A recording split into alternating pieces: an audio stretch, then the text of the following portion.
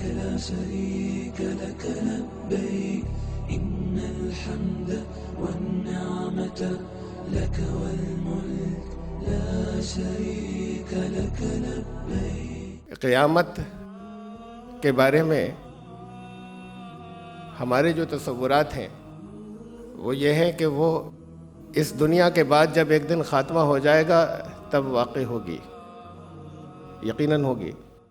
لیکن ہمارے علماء کے جو اقوال آتے رہے ہیں، جو القیامت و قیامتان،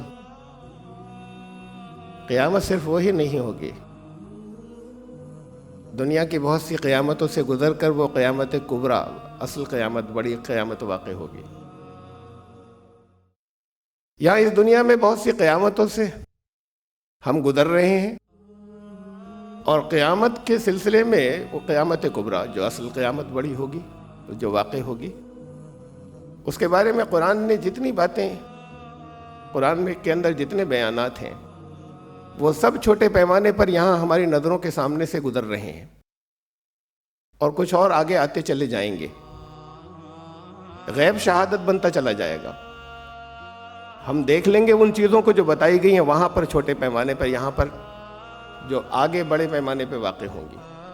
یوم تمور السماء مورا، زمین و آسمان میں ٹریفک وہ آج ہے.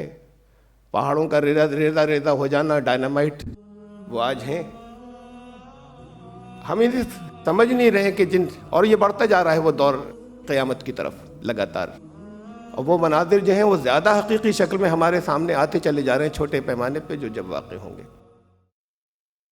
میں ایک قیامت کی یہاں مثال دوں جو گزری. ایک 1984 میں 1984 میں بھوپال میں، وہاں بھوپال میں یونین کاربائڈ ایک گیس کی فیکٹری تھی، اس میں لیکیج ہو گئی، اور اس لیکیج کے اندر لوگ، وہاں عجیب و غریب حادثہ تھا. آپ میں سے بہت سے لوگ اس وقت تھے، یعنی سمجھدار تھے یا بڑے تھے، جن کے ذہنوں میں یہ بات ہوگی. 10,000 لوگ تو اسی وقت دین اینڈ دیر، ایک دو دن کے اندر ختم ہو گئے.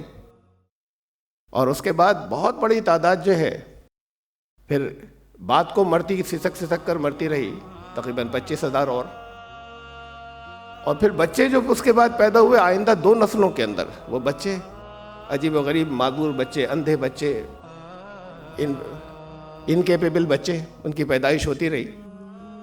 میں نے اس واقعے کا حوالہ اس وجہ سے دیا کہ میرے ذہن پہ نقش ہو گیا تھا تبھی سے یہ بات، جب میں نے یہ پڑھا تھا کہ مائیں اپنے چھوٹے بچوں کو گود سے پھینک کر بھاگیں.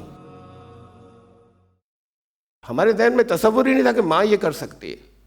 ماں اپنی جان دے دے گی، کود جائے گی بچے کو کہیں سے نکالنے کے لیے.